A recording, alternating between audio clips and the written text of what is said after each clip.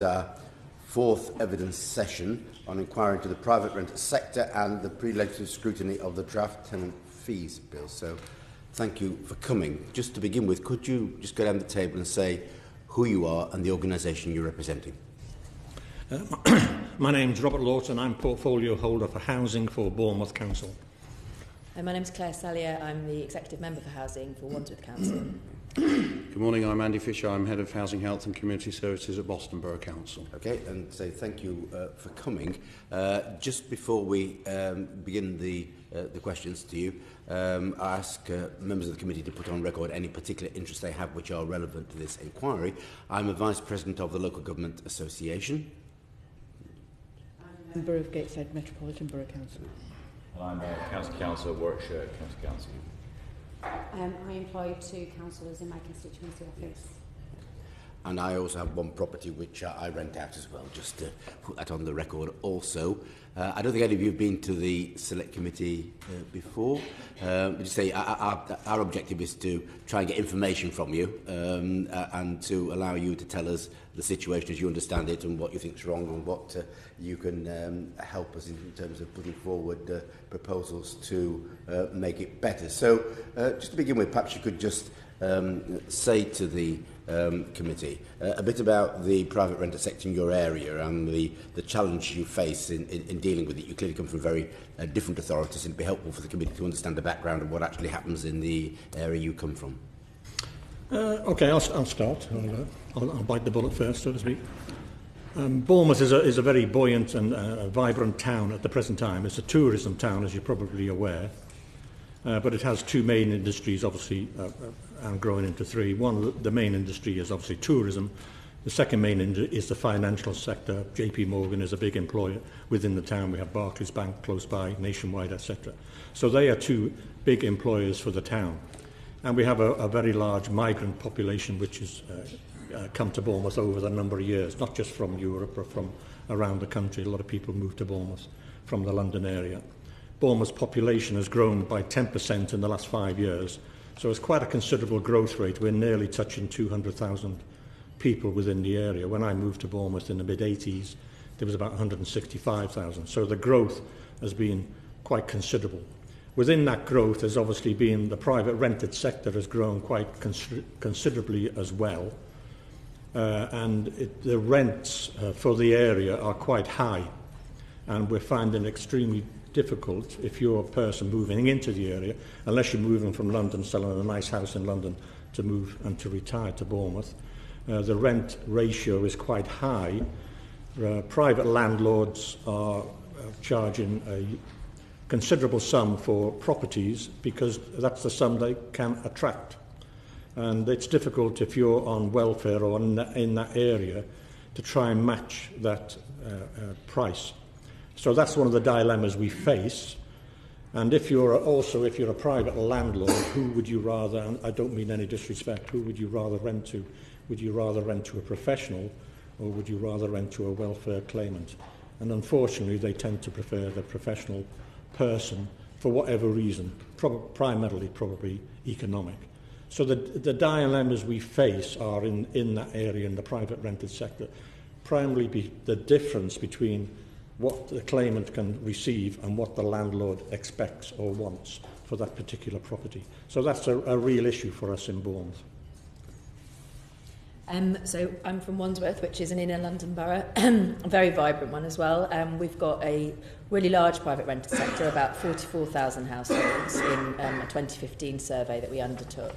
It's a very mixed bag. About 20% of those will be families with children that are renting. We have 30% have rented for less than a year in their current property, 20% are over 5 years. So the vast majority are between 1 and 5 years. There's quite high turnover within the private rented stock. There are quite a lot of sharers. Our private rented sector will continue to grow in Wandsworth, particularly as the cost of purchasing there increases. We have about a fifth probably are sharing with a non-relative, so flat sharers. We've got 500 licensed HMOs at the moment. The rest of our stock of this 44,000 is currently unlicensed. For the overwhelming majority of our tenants and landlords are either own or occupy, good, decent properties. We have a small number of rogue landlords, and the way we deal with the system is we sort of work backwards from what our endpoint wants to be. And we want housing stock to be good, to be desirable to live in, for it to be easy for landlords to enter the market, for it to be easy for tenants to find something that meets their needs within their price bracket, and that's high quality. And working back from that point, the way we approach our private rented sector is to be as cooperative as possible with both landlords and tenants. We want to have a good quality, high quality relationship so that both can come to us. We have spent quite a lot on our online reporting for both. We have landlord conferences where we invite landlords to come in and talk to us about how we can make the sector work better. So our enforcement work is quite targeted and quite small, because we tend to have a very small number of people that don't obey the rules, and where the sort of is low quality housing, and all of our work there is mostly we actually manage to work cooperatively with the landlords to bring the housing back up to standard. If the house is out of use, for example, we work to try and bring it back onto the market to increase the supply, because in a London borough that's always one of our main issues, just the number of available properties. And for the most part, that approach has worked very well for us to keep our stock high quality in the borough. Thank you. Boston, a very interesting housing market, an incredibly dynamic housing market, 68,000 population, just under 30,000 dwellings in the borough. 25% of those are now privately rented, of which 40% of those are houses in multiple occupation. Population, as I'm sure many of you all know, I've given evidence in here before around the impacts of population change. Significant number of Eastern European migrants in our locality. Pushed up population numbers means that demand for housing significantly outstrips supply, hence the proliferation of houses in multiple occupation and the overall growth of the private rented sector. Boston has benefited from 2 tranches of rogue landlord funding. We've just been successful in our controlling migration fund, where we've got a focus on rogue landlords. Very small local authority, 285 staff. We've got grounds, refuse, leisure, arts, heritage and culture in-house, so our enforcement capacity is small. As I sit here today with my vacancies, I've got 1.6 full-time housing enforcement staff, so for us, resourcing the enforcement of the sector and regulation is key. We've done a huge amount of work to engage landlords, to engage letting agents, to engage tenants. We still have, as I'm sure most housing markets, the good, the bad and the indifferent in the market, both in terms of landlords and tenants. We have the highest rents in our region, yet we have the lowest wages. I think that gives you some assessment of the complexity of the market. We use the parts 1 to 4 of the Act, I would say, very effectively. We target rogue landlords. We take a reasonable amount of enforcement action for an organisation of our size. In terms of population, smallest in Lincolnshire, but last year we took more enforcement action than any other authority. So enforcement is the end product. Very disappointing to have to get to that enforcement route. The issues we have in flood risk mean that housing growth generally is really stifled, whilst we now suspect that population influx pretty much matches population outflow in terms of churn, particularly amongst the Eastern European community. There is little evidence, despite our real ambitions for growth and economic development, that the market will change significantly, and we've got some really interesting views on what the draft fees bill may actually do. Okay, we'll come on to that in due course, and we'll move on now to the point you raised about the powers and enforcement. The first one, the powers, Liz. Local authorities have sufficient powers to intervene in the private rented sector. It's not so much powers. Powers are always welcome. We all want more power, but we also want more money, and it boils down to... Powers for this. Powers and resource are the main problem. You can give us all the powers we want by passing a statute, but if we don't have the resource to implement or follow up those powers, that is an extremely difficult situation. We're almost embarrassed, because the argument against us as councillors or a council is that you have these powers, why aren't you implementing them? And we're not implementing them because we don't have the resource or the power to carry out that particular bill.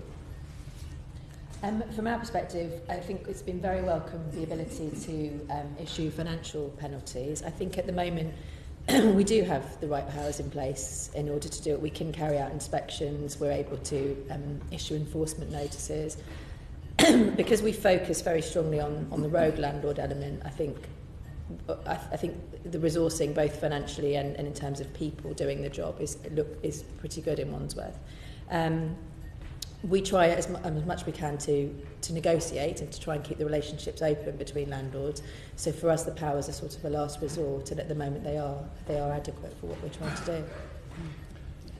And from my perspective, the suite of tools we have in our toolbox are probably amongst the best in any enforcement role.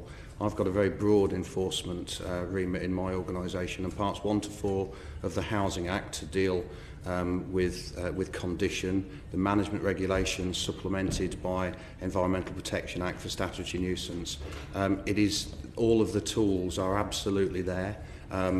Some of the 2004 Act in terms of the ability of a local authority to demand production of any document it wants at a time and place of its choosing, to be able to assess, I think is an outstanding power, and Boston has always been a real admirer of the strength and actually the depth of tools that the statute gives us in terms of housing, maintaining standards and management. Resources is a very different issue. Yeah, yeah. So you've all said that you think there are sufficient powers. Looking at some of the specifics, we've heard from other witnesses that there can be some confusion, and some things like the HHSRS are actually quite difficult to use, not very clear. I just wonder how you think that particular legislation could be improved to help local authorities intervene more effectively. I missed what was it, the HHSRS. SRS. My own personal feedback on the what a flipping mouthful it is, HHSR, to be careful how you say it. We do need clearer and higher standards to be set out within the Act. I think that's one of the things, so we know as local authorities what we're actually enforcing and how to carry out. And in fairness, the landlords need to know what they need to comply with those particular acts as well. I do support, or we do support the LGA when they say much of the information that supports councils in applying this particular act is in some of the life situations are slightly out of date. And therefore they're based on information from 2006. So we need to upgrade or update that so it's nearly over 10 years out of date. And things, as I said in my opening statement, the market is moving very rapidly, very quickly. To what it was when I first started trying to look for flats when I was a student. So the difficulty with it is that it's not clear, it doesn't give clear standards which we can implement as a council and which the landlord can adhere to. And that's one of the dilemmas we face. And we also feel that although it's based on information, I am assuming, from 2006, and we feel that it just needs a bit updating.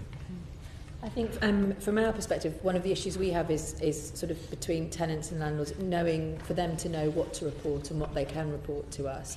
So often our teams will get a complaint about a noise nuisance from a neighbour, which is really something that needs to be dealt with between the neighbour, the landlord, or it's not something for environmental health, and it's kind of having the awareness and the ability to know what's covered directly under that Act. But I don't necessarily think that's something that requires more legislation. I think that's more to do with how councils and how government generally presents the rules and gets the rules across to tenants and to landlords in a very simple standard that you have the right, if your house is, too cold, if the windows are broken, these are things that landlords need to deal with versus, and in real layman's terms, I don't think the powers aren't there at the moment to deal with it. I just think it is a question of information and what's in the public domain and what people, what people can understand from that and who to contact and how to do that. And for me, I'm afraid it's simply in the skill of whomever is trying to explain to whomever the audience is, be that in a written narrative or in a discussion with the landlord explaining the categories of hazard and the system in the process. So for non-housing or environmental health professionals, what we all need, as particularly myself as practitioner, is the clarity of how we explain it. And I think there's certainly an element in terms of uprating the evidence base to actually shift where hazards actually fall. But there's also a really big training issue for staff who are actually using the Housing Health and Safety rating system, but also, I have to say, for people sitting on residential property tribunals. And if I may, Chairman, I'll just read something from a tribunal where the Borough Council effectively lost. The tribunal revoked our notice, and the tribunal said the respondent sought to rely on the guidance given in the Housing Health and Safety rating system operating guidance. And because we, the authority, relied on the guidance given, the tribunal sought to overturn our evidence. So there is a huge quality assurance training issue for me. Explain it clearly and then make sure it's equitably and equally applied. Ironically, I went to appeal the decision, but you actually appealed to the tribunal that made the ruling, and they refused my leave. So you've referred to, two of you have referred to the need for updating. Ms. Stallion, do you agree with the fact that that needs to be updated, that the regulation? I'm not sure that the regulation necessarily does need to be updated. I think that when we're using the powers, we're finding that it works well, that we have enough evidence that our cases are proceeding well, but possibly it's just a difference in what we're doing. Sorry, Chair, if I can just clarify, when I mean that, I mean the statistical evidence on which the assessment process is underpinned. The market has moved on so significantly, so what was normal at the point the evidence base was used to assess where we are is now fundamentally different. My view is the sector has improved itself, so what was normal at the data the baseline data section is now below par. So actually, the tools the quasi-judicial process has in doing this, looking at the assessments and then making rulings, I think we're effectively underselling and hence stifling our ability as enforcement organisations to improve quality. May I add, I would agree with that. So I do think a national benchmarking exercise would be useful for our officers in terms of carrying out their jobs, definitely, that's updated and that reflects standards as they are today. Just to answer your question, I feel that the Act is good, but the reason I say updating is some of the information which it is based on and which we use to apply the Act just needs updating. For example, the average condition of properties, for example, has not been updated since it was collected in 2006. So a simple piece of basic information such as that on which the Act is based and which we can apply the Act, it just needs that updating because, as I said earlier, and it's just been confirmed from Boston, is that the market is changing so dramatically and quite quickly in the housing market.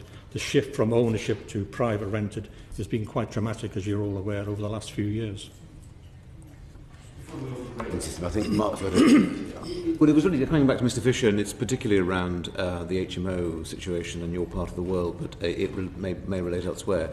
We're talking about powers that you as authorities have, but of course powers that the police have, that HM Revenue and Customs have, that the Immigration Service have, are very relevant in some of the management of the properties and the people therein and the landlords.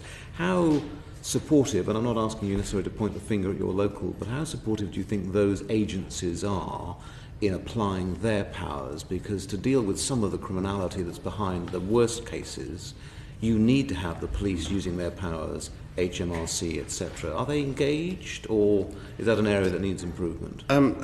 They are, but I have a really old saying that's not mine, and it is simply that partnership working seldom comes down to much more than the goodwill of a few key people in each organisation. I'm privileged to sit on the Safer Lincolnshire Board, which is the Lincolnshire Community Safety Partnership. I also sit on the Strategic Management Board for Serious and Organised Crime.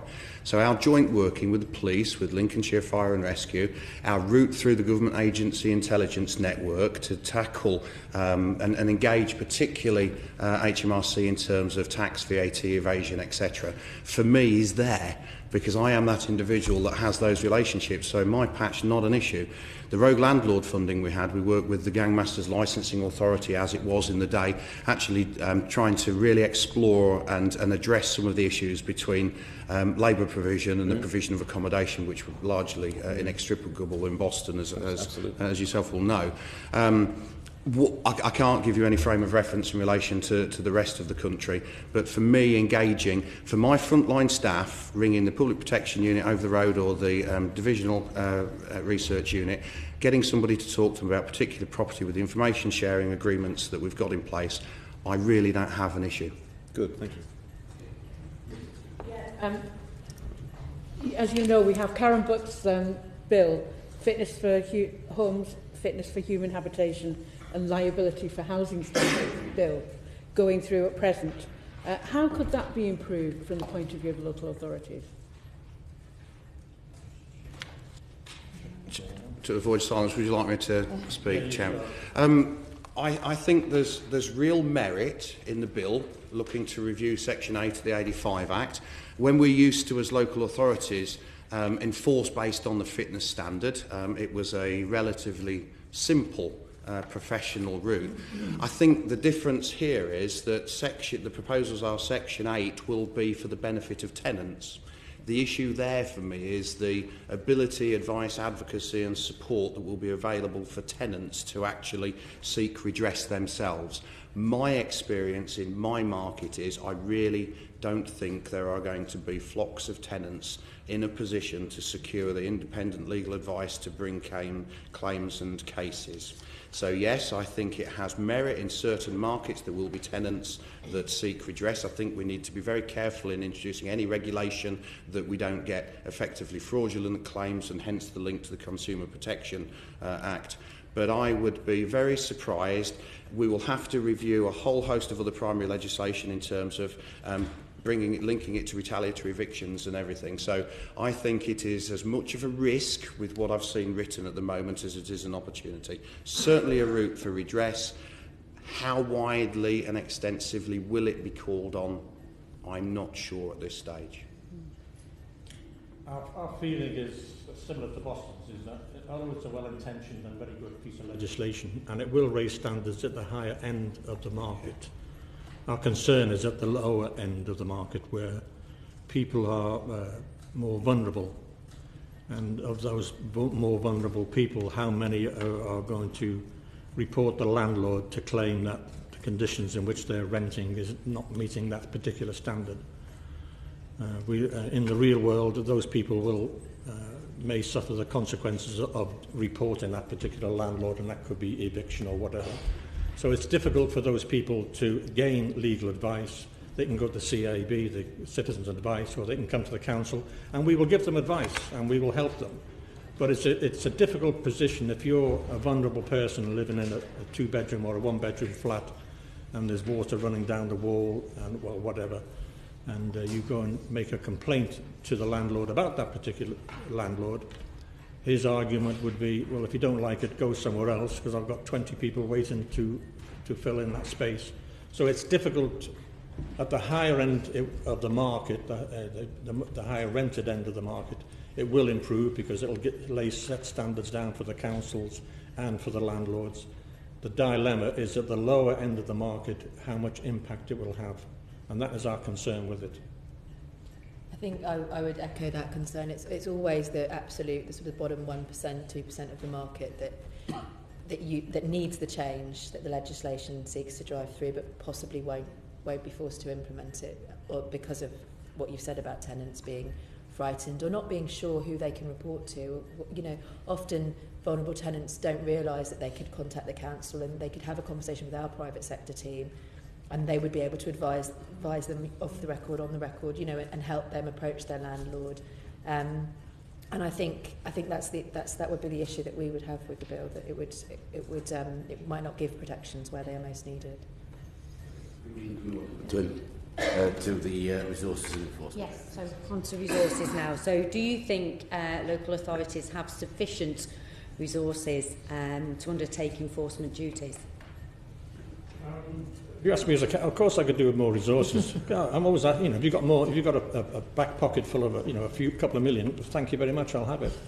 So we could do with more resources. But as I said earlier, is that having the power and having the resource to implement the power it's difficult sometimes to get that equation right. The enforcement that we do is targeted on areas like HMOs is a real issue for us in Bournemouth, and you need to target those areas. We to take Mark Prisk's, is it Prisk? Is it? Yes. Sorry, I couldn't see the rest. His point earlier on, we do have a multi-agency approach within Bournemouth, where we have an operation called Operation Galaxy. It's not a chocolate bar, it's an operation called Galaxy, where we have the fire brigade, the police, immigration service, social services, and public health all work as one team. And we do receive some funding from the police and a little bit of funding from the fire service as well to operate this and make inspections on properties which we believe there may be an issue, and there could be various issues. It could be fire, it could be health, it could be illegal immigrants, it could be a multitude of things. Prostitution is also sometimes an issue as well. So we do that in a targeted and in specific way to try and pick off, if you like, the ones that we are after.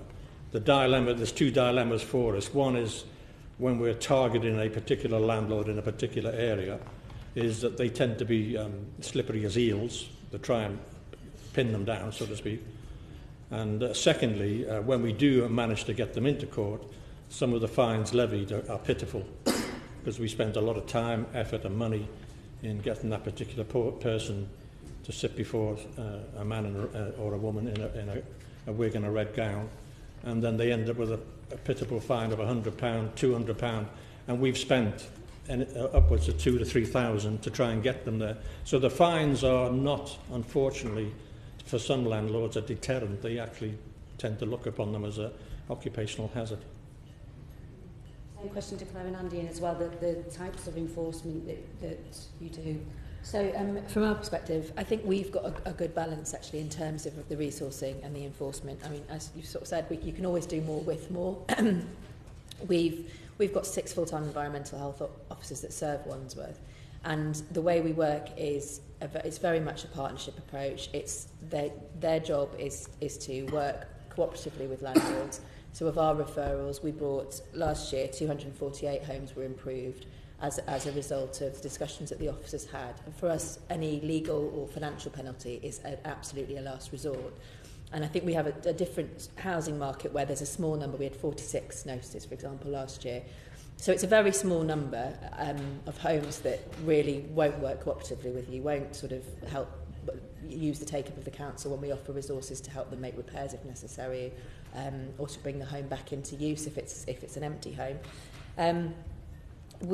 I think from our perspective, our officers could benefit perhaps from a national benchmarking scheme where we know what other authorities are doing. I think we lose, when we're lucky at the moment, we're in a shared services agreement with Wandsworth, so the private sector housing manager manages 2 teams in 2 different local authorities with quite different areas.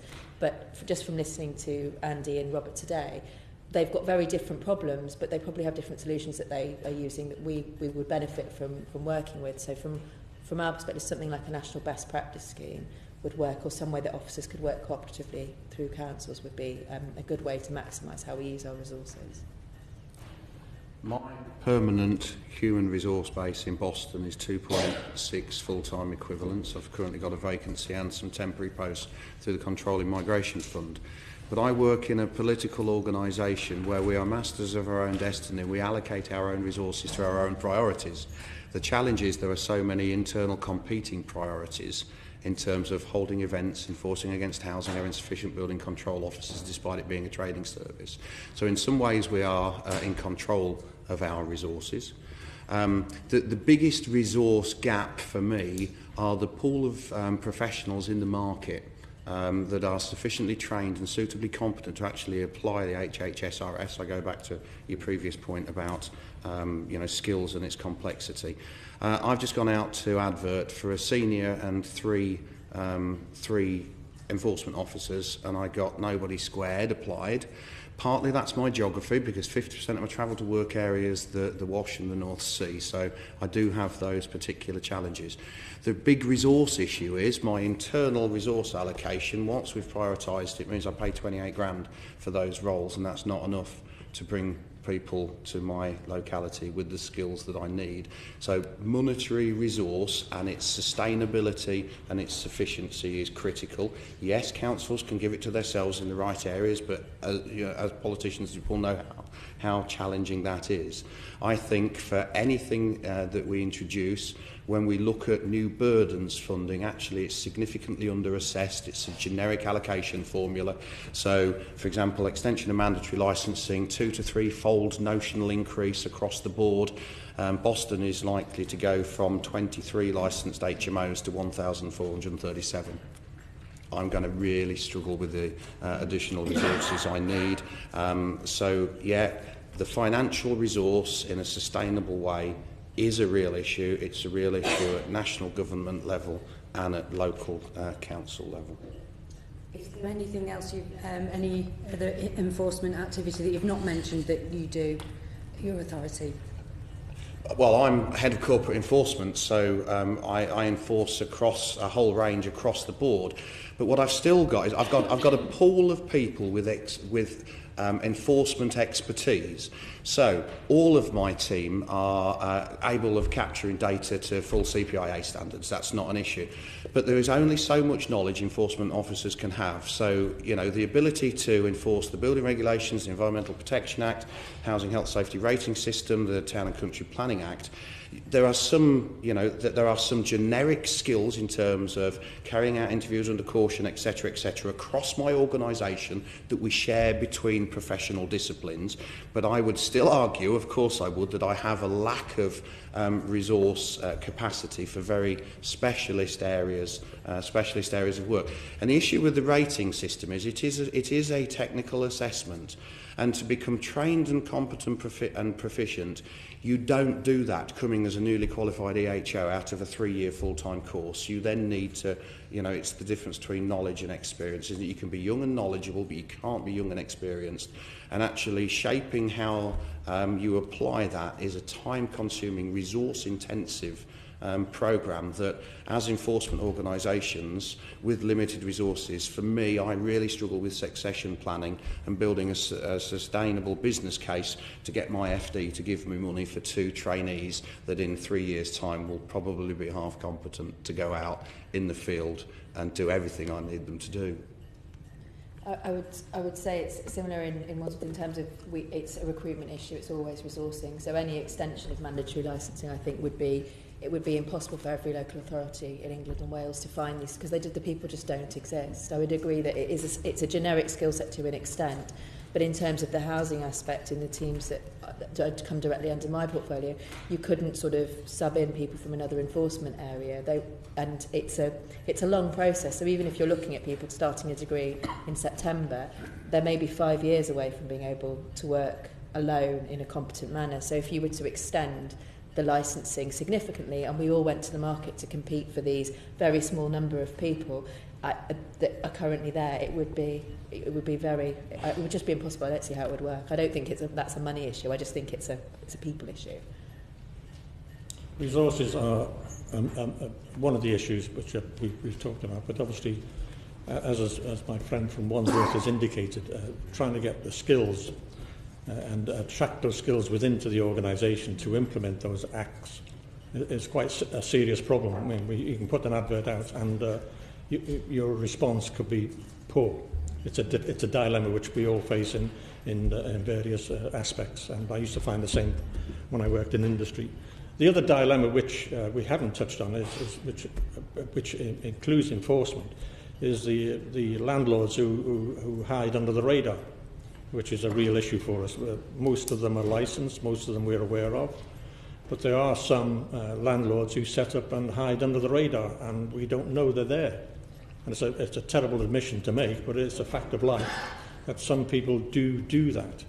And they only come to the fore when there's an incident or whatever. So that's another dilemma which we face as well.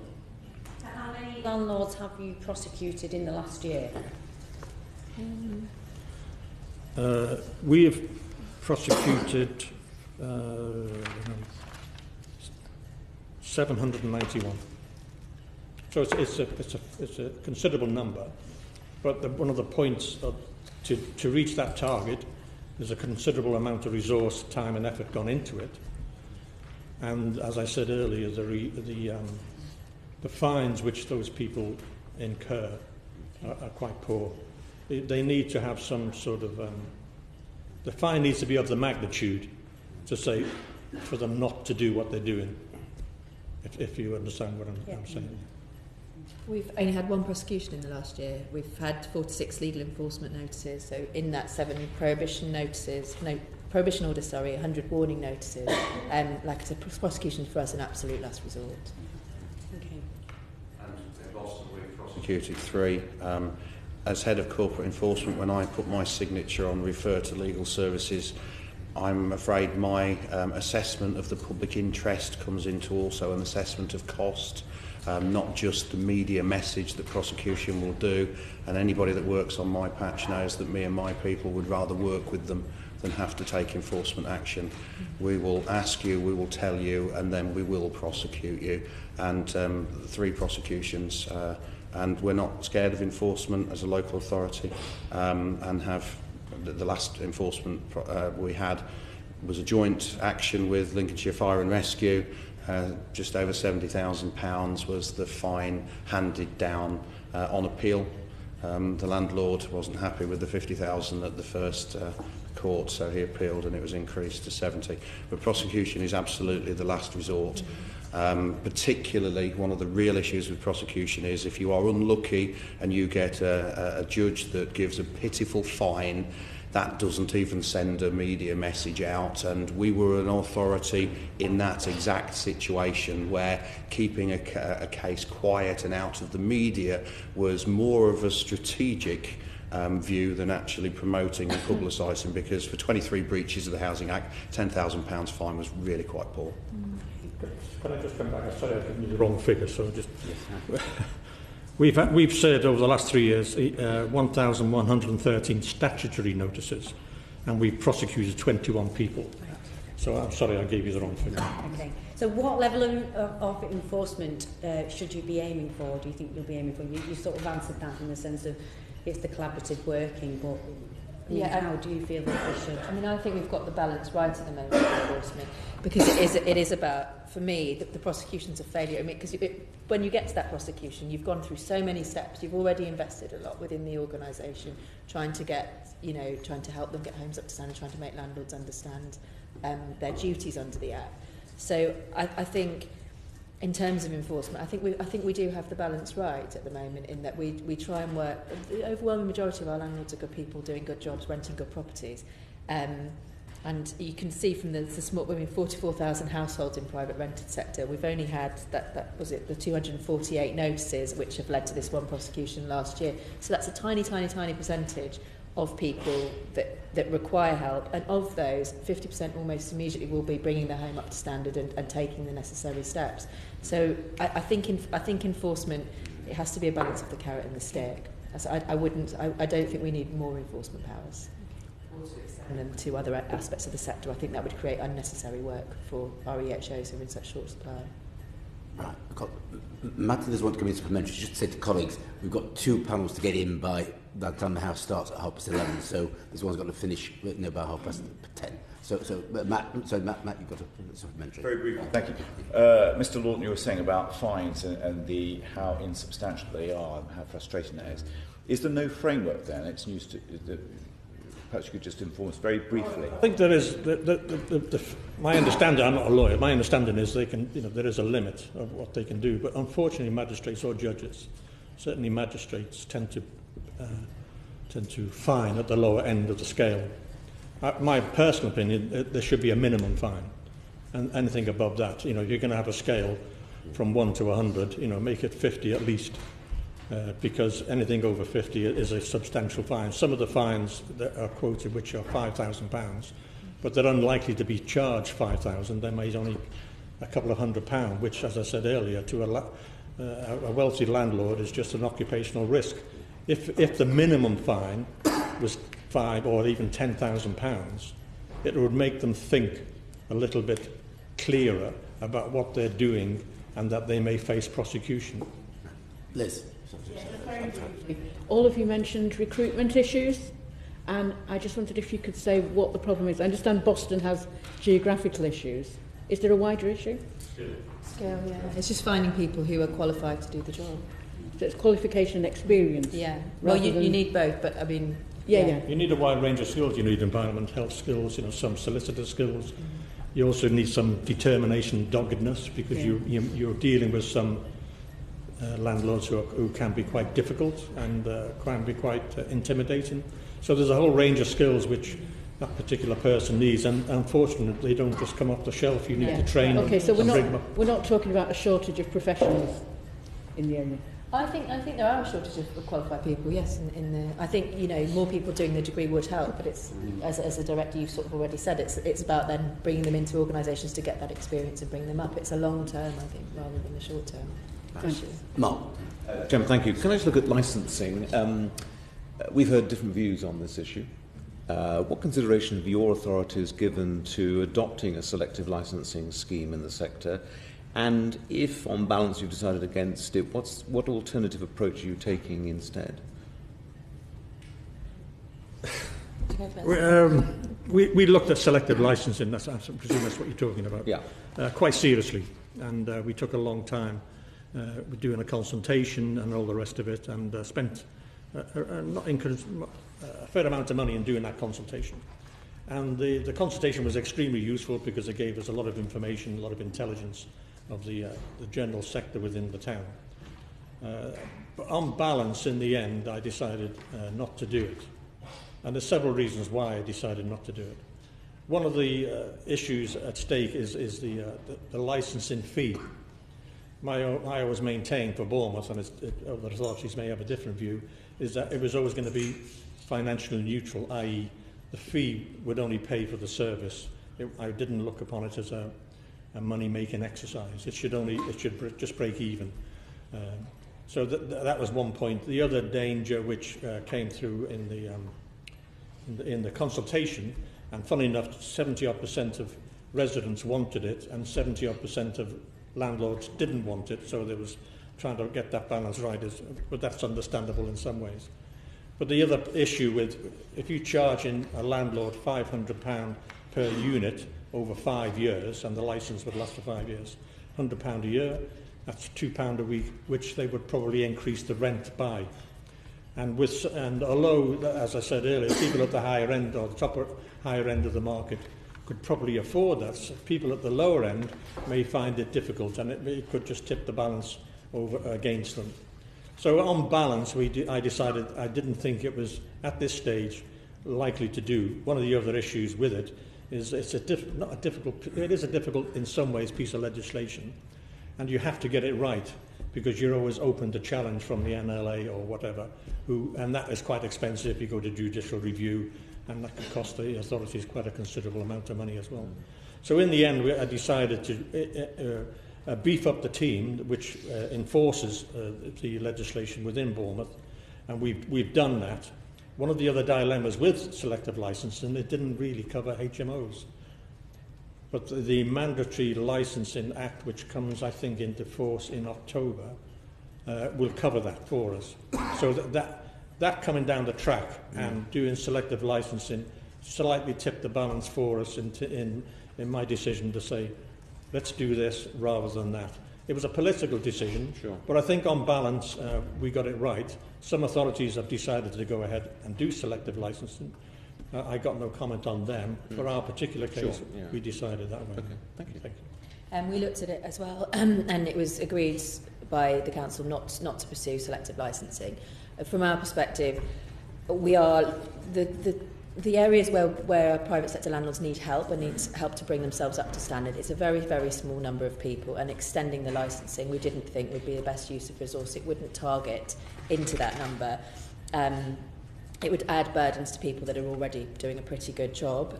We undertook a survey of our private sector tenants in 2015, and I actually have committee papers here which I can hand over to the committee to look at. And we surveyed these the households, and it was done independently, and about 85% of people were happy with what they already had in terms of the area. They were happy with the services they were receiving from their private sector landlord. And so what we've tried to do is keep our focus on working cooperatively with our landlords, building good relationships, looking at what our end goal is, which is a high quality, vibrant private rented sector market, which we're expecting to grow over the next few years. And in order to get there, work backwards from that. The majority of our relationships, the majority of our contact with our tenants and our landlords is going to be cooperative, it's going to be informational, it's going to be assisting, and adding something like licensing is likely just to end up taking up officer time that could be better spent elsewhere. So it was decided not to go ahead with it. Thank you. The same in 2013, we put our evidence base together, did a 13-week consultation. The decision of landlords, tenants, businesses and others that responded unanimously was that we were doing the wrong thing. We were looking at putting an additional and selective licensing programme in place to cover the entire private rented sector in Boston. The feedback was very much that we're prejudicing everybody for the risk of the minority. Instead, you should be focusing your enforcement action targeting the worst, which we did. We got our rogue landlord funding. We made that there was a political drive as a consequence of the population change report that I presented in this room some time ago to actually explore. But again, our politicians looked at the evidence base, looked at the feedback, and in my view came up with the right pragmatic response that actually, as a carte blanche tool, it didn't work. My analogy is I have a full clean driving licence, have had for 27 years, but you wouldn't want to drive with me. It's not a panacea answer for regulating the sector, improving standards, and making sure that homes in which people live present them with no threat, or risk or harm. Thank you. Helen, got a quick supplementary. So as councils who've all been through a process of considering selective licensing and decided not to do it, do you think that it should be up to you as local authorities entirely to make that decision? So had you decided that you wanted to proceed, you would have then had to apply to the Secretary of State for permission to proceed.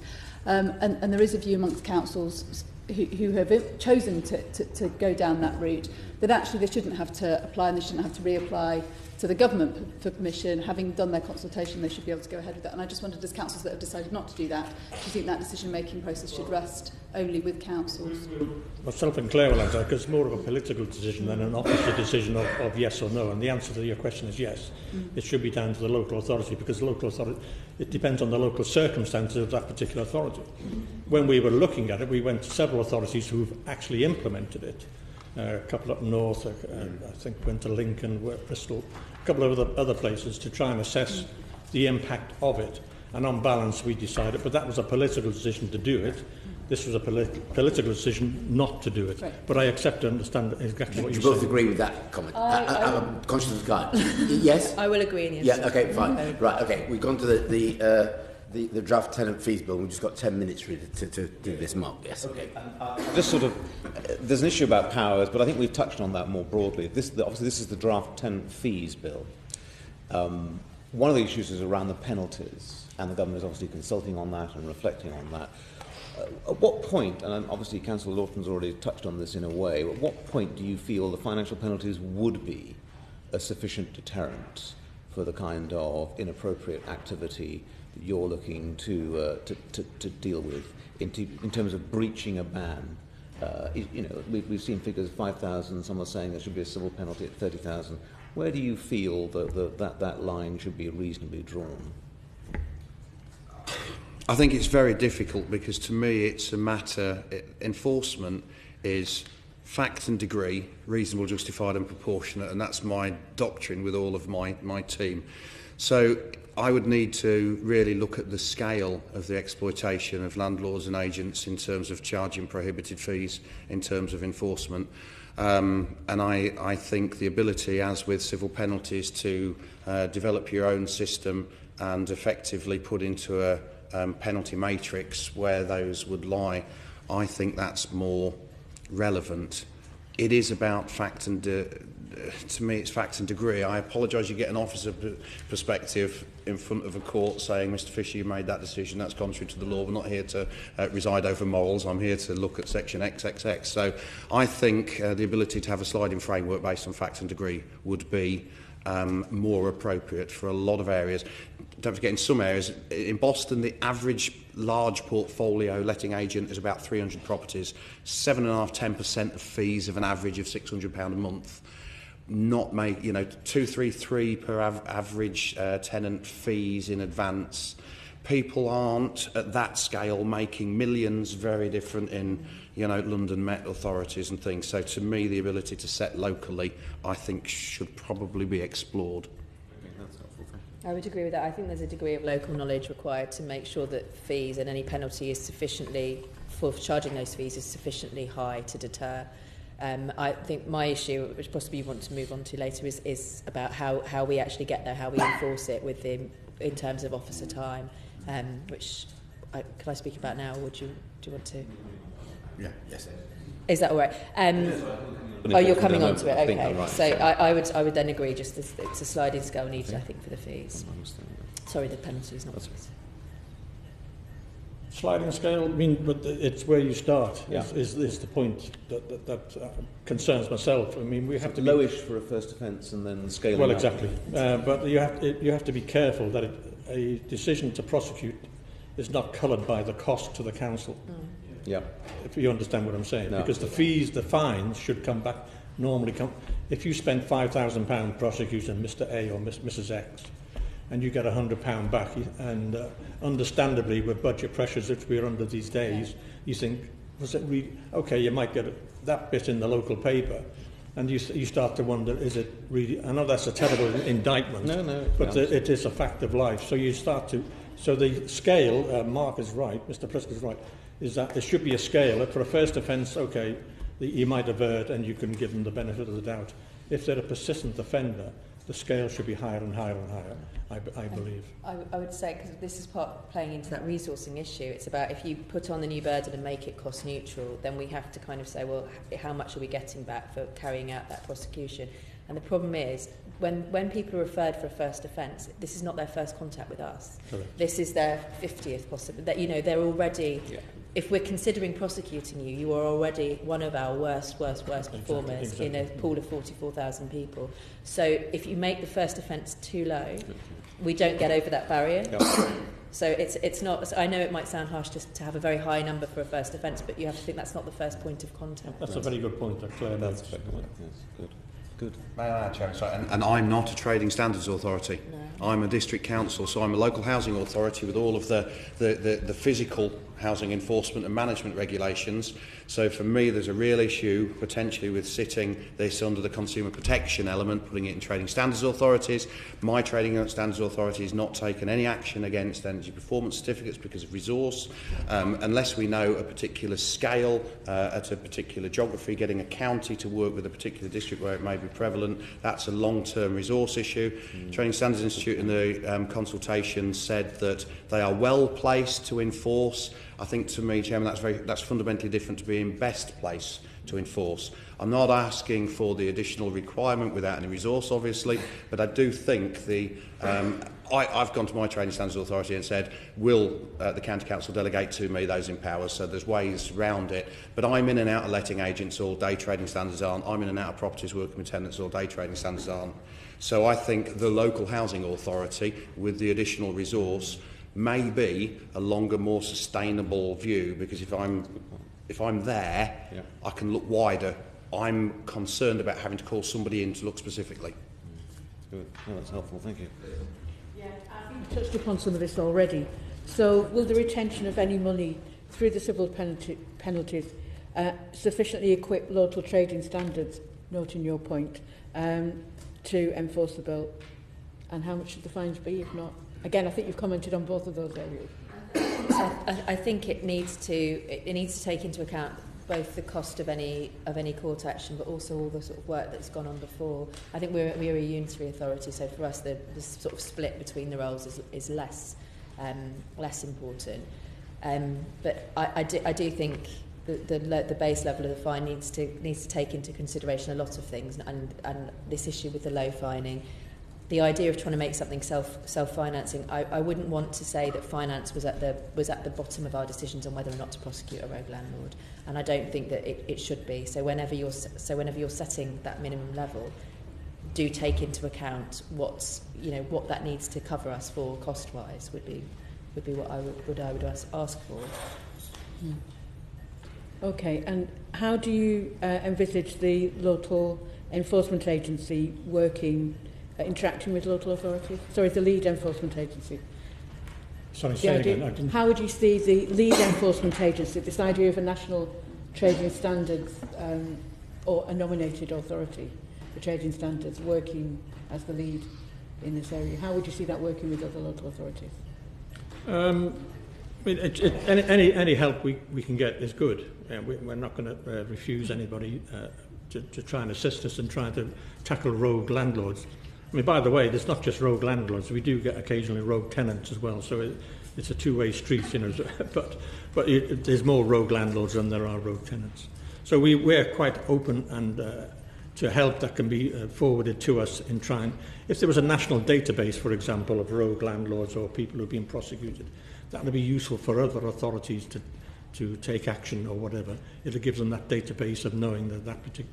I know there's data protection and all the rest of it, but sometimes if it's in the public domain that this particular person has been prosecuted in Bournemouth and they're about to set up a HMO in Manchester, the local authority should be able to check to see if that particular person has a track record of prosecution or whatever. So you can then be aware, the local authority can be aware that this particular person may be a problem to them. So a national database of that would be helpful to us as a local authority. I think, and Andy's already referred to this, where a lead agency is outside of a central authority structure, it is awful lot is reliant on relationships, and that can come down to goodwill and various things. I'm a little bit cautious about giving us a duty which we're responsible for, and politically the council would be the one receiving the flak for any failure to undertake that duty, but then giving the powers to someone over whom we have no control. And I would, that's from a political perspective, but if I were the line manager again of that organisation, I wouldn't really want to be in charge of delivering something that was being delivered by someone else over whom I had no power. So I do have concerns about how that would work. And are there any ways in which the draft bill could be simplified to support enforcement efforts? Very briefly, because I'm going to conclude then. Okay. I'll just take that. One of the concerns we have is default fees within that. It's open to we suspect it's open to abuse if we're not careful. That's a real issue. If you're putting a rent deposit down on a particular unit, and then there's other fees involved, it can amount to quite a considerable amount of outlay for you, and sometimes you don't get that money back when you exit. So there's a real dilemma there. Yeah, I think my concerns are predominantly around the financial neutral aspect of it and where you set the fee levels. For me, putting it as a criminal level of proof beyond reasonable doubt makes it really difficult to enforce at such low cost values. Thank you very much indeed for committing your evidence to us today. Thank you very much.